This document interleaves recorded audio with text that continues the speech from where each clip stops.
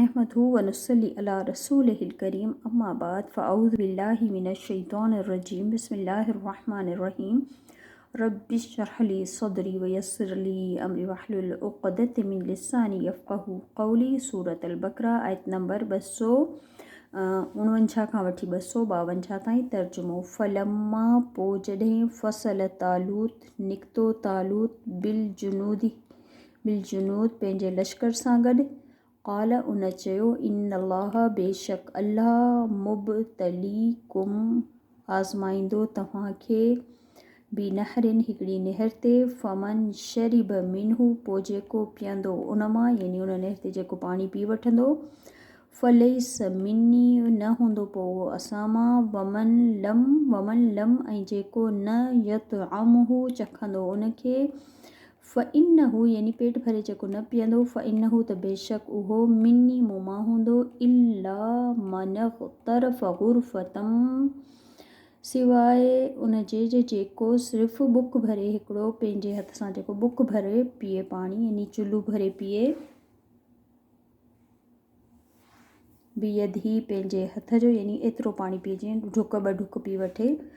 फ़शरिबू पोइ पीतो मिन्हू उन नहर मां इल्ला सिवाइ क़लीलन मिन्हुम सिवाइ थोरा जेके हुआ से बाक़ी बचा बाक़ी तक़रीबन सभिनी उन मां पाणी पीतो। फ़लम्मा पोइ जॾहिं जावज़हू हुननि पार करे वरितो अबूर करे वरितो यानी पार करे वरिती उहा नहर। हुआ वल्लज़ीन हू यानी तालूत वल्लज़ीन ऐं उहे माण्हू जेके आमनो उन्हनि ईमान आंदो माहू हुन सां गॾु। क़ालू उहे चवणु लॻा ला न ताक़त लना ताक़त आहे असां में अल-यौम अॼु जे ॾींहुं यानी न आहे असां में ताक़त विढ़ण जी अॼु जे ॾींहुं बिजालूत व जुनूदिही जालूत ऐं उन जे लश्कर सां। क़ालल्लज़ीन चयो उन्हनि माण्हू जिन यज़ुन्नून गुमान इहो रखियो अन्नहुम बेशक उहे मुलाक़ुल्लाही मिलण वारा आहिनि या मुलाक़ात करण वारा आहिनि पंहिंजे रब सां अल्लाह सां। उन्हनि छा चयो उन्हनि चयो कम मिन फ़ियतिन क़लीलतिन केतिरा ई दफ़ा फ़ियतिन गिरोह क़लीलन थोरा केतिरा ई दफ़ा थोरी जमात वारे गिरोह ग़ालिब अची वियो फ़ियतां कसीरतम बिइज़्निल्लाह ग़ालिब आयो गिरोह वॾे गिरोह ते अल्लाह जे हुकुम सां।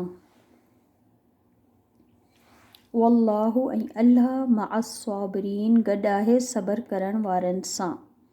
वलम्मा पोइ जॾहिं बरज़ू साम्हूं आया केरु तालूत ऐं हुन जो लश्कर जेके मोमिन हुआ लिजालूत व जुनूदिही जालूत ऐं उन जे लश्कर जे क़ालू त उन्हनि चयो कंहिं चयो मोमिननि चयो रब्बना ए असांजा रब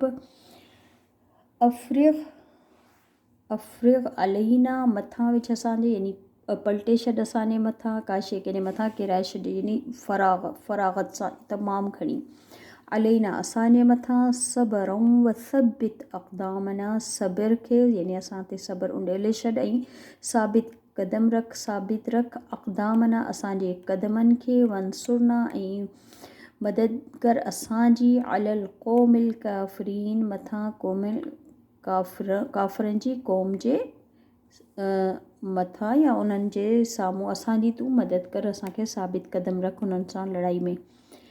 फ़हज़मूहुम पोइ हुननि शिकस्त ॾिनी हुननि खे मोमिन शिकस्त ॾिनी काफ़िरनि खे बिइज़्निल्लाह अल्लाह जे इज़्न सां यानी तालूत ऐं हुन जे लश्कर शिकस्त ॾिनी जालूत ऐं हुन जे लश्कर खे अल्लाह जे इज़्न सां। वक़तल दाऊद ऐं क़तल कयो दाऊद जालूत खे व आताहुल्लाहु ऐं ॾिनो अल्लाह उनखे अल मुल्क बादशाहत वल हिकमत ऐं हिकमत व अल्लमहु ऐं सेखारियो हुनखे या इल्मु अता कयो हुनखे मिम्मा यशाउ जेको अल्लाह ताला चाहियो। ही दाऊद अलैहिस्सलाम आहिनि जेके पोइ नबी थिया। वलोला ऐं अगरि न दफ़उल्लाही टारे हा अल्लाह अन्नास माण्हुनि खे बादहुम बाज़ उन्हनि जेके बिबाद बाज़ सां यानी अल्लाह हिकिड़नि खे ॿियनि सां न दफ़ा करे हा ख़तमु न करे हा लफ़सदतिल अर्द अलबत्ता ज़रूरु फ़साद बर्पा थी वञे हा ज़मीन में ख़राबी पैदा थी वञे हा। वलाकिन अल्लाह ऐं लेकिन अल्लाह ताला ज़ू फ़द्लिन अलल आलमीन वॾे करम वारो आहे, वॾी भलाई करण वारो आहे जहाननि ते। तिल्क इहे हुआ या इहे आहिनि आयातुल्लाही आयात अल्लाह जो नतलूहा जेके पढ़ूं था असीं अलैक तव्हां ते बिलहक़ हक़ सां गॾु व इनक ऐं बेशक तव्हां लमिनल मुरसलीन अलबत्ता रसूलनि मां आयो। ही नबी पाक खे चयो पियो वञे। सुभानक अल्लाहुम्मा व बिहम्दिक अशहदु अन ला इलाहा इल्ला अंत अस्तगफिरुक व अतूबु इलैका। अस्सलामु अलैकुम व रहमतुल्लाहि व बरकातहू।